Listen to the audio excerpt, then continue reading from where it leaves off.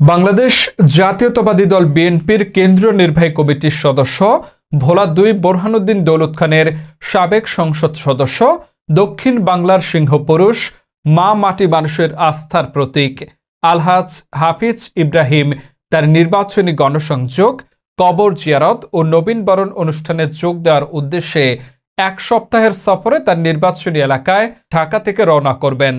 আমাদের বিশেষ প্রতিনিধি রিয়াজুস সালেকিন বাদশাহ জানান, হাফিজ ইব্রাহিমের আগমনের সংবাদ শুনে স্থানীয় বিএনপির নেতাকর্মী ও সাধারণ জনগণের মধ্যে নতুন উদ্দীপনা সৃষ্টি করেছে। এই কর্মসূচির মাধ্যমে সাবেক সংসদ সদস্য হাফিজ ইব্রাহিম স্থানীয় জনগণের সঙ্গে সরাসরি মতবিনিময় করবেন এবং তাদের সুখ দুঃখের কথা শুনবেন। গণসংযোগের পাশাপাশি তিনি বেশ কয়েকজন প্রবীণ বিএনপির নেতার কবর জিয়ারত করবেন। এর মধ্যে তিনি দলীয় আদর্শের প্রতি তাদের ত্যাগ ও অবদানের প্রতি সম্মান জানাবেন এবং তাদের আত্মার মাগফিরাত কামনা করে দোয়া করবেন।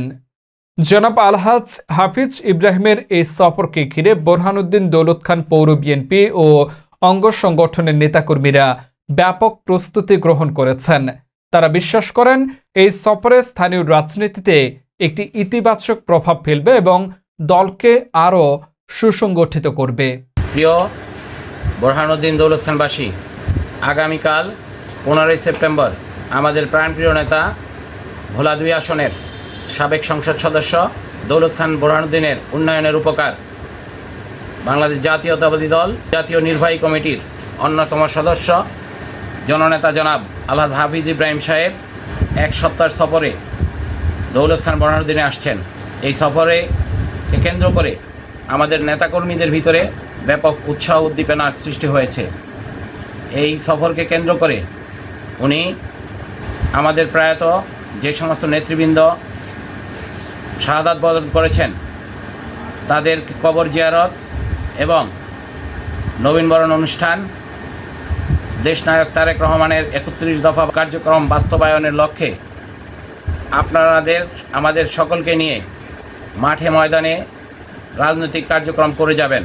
আমি আশা করব দৌলত খান উপজেলা বিএনপির পক্ষ থেকে আপনাদেরকে উদার্থ আহ্বান জানাবো, আমার নেতার এই আগমন উপলক্ষে আমাদের বিগত দিনের ন্যায় সাংগঠনিক কার্যক্রম আরও বেশি গতিশীল হবে।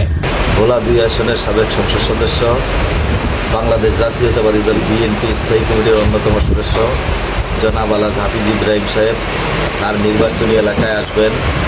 এটা ইতিমধ্যে তার নেতাকর্মীরা জেনেছেন, জেনে নেতাকর্মীরা অনেক উৎফুল্ল হয়েছেন, আনন্দ উল্লাস করতেছেন, কারণ তাদের নেতা তাদের এলাকায় আসতে আছেন।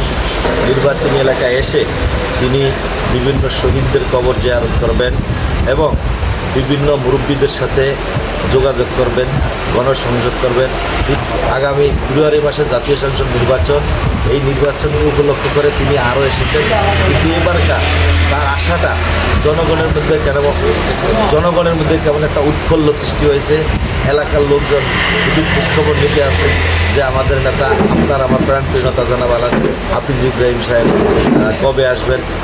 তাকেও ফোন দিয়েছেন, আমাদেরকেও, আমরা ছোটোখাটো নেতা আমাদের সাথেও যোগাযোগ করেন কোন সময় আসবেন। ইনশাল্লাহ তিনি এসে আগামী এক সপ্তাহ গণসংযোগ করবেন।